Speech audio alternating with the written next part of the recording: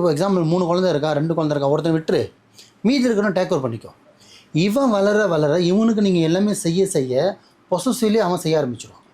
நம்ம பிள்ளைங்க இப்போ நம்ம பேரண்ட்ஸ் பண்ணுற தப்பு அதுதான். 2 பிள்ளைங்க எல்லாம் பெரிய பையன் எல்லாம் பெரிய பையனுக்கு செய்வாங்க, சின்னவொன்னே காற்றுல விட்ருவாங்க.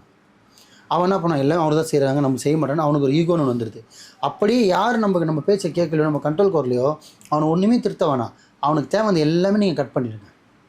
இன்னொரு குழந்தையோ பொண்ணோ பையனோ தான் நீங்கள் அவனை டேக் ஓவர் பண்ணுங்கள். அந்த பொசசிவ்ல அந்த ஜெலிசஸ்லேயே அவன் ஆட்டோமேட்டிக்காக திறந்ததுக்கான வாய்ப்புகள் உண்டு. ஆனால் சில பேர் அதே ரிவெஞ்சாகவும் எடுத்துக்கிறதும் உண்டு. புரியுதுங்களா? எல்லாருக்கும் ஏகம் இருக்குமா, எல்லாருக்கும் உச்சம் இருக்குமா. ஆனால் சில பேருக்கு உடனே வரும், சில பேருக்கு லேட்டாக வரும். இவ்வளோதான் வித்தியாசம். ஆனால் கொஞ்சம் வாழ்க்கையில் சொல்ல வருது என்னென்னா, ஃபஸ்ட் ஸ்டார்டிங்லேயே நீங்கள் லைஃப்பை விட்டுட்டிங்கன்னா ஒன்றும் பண்ண முடியாது. அந்த எல்லாரோட வாழ்க்கை மாறுற வயசு என்ன தெரியுங்களா? ஜென்ஸுக்கு பொறுத்த வரும் 20லேருந்து 28க்குள்ளே தான் வாழ்க்கை மாறும். பெண்களுக்கு 18லேருந்து 25 உள்ள வாழ்க்கை மாறிடும். ஏன்னா பொண்ணு கரெக்டான ஒரு ஜென்ஸை முடிவு எடுத்து கரெக்டான ஒரு ஆம்பளையை தடுத்து ஒரு ஃபேமிலியை எடுத்து லைஃப்பை செட்டில் ஆகிடுச்சுன்னா செட்டில்டு.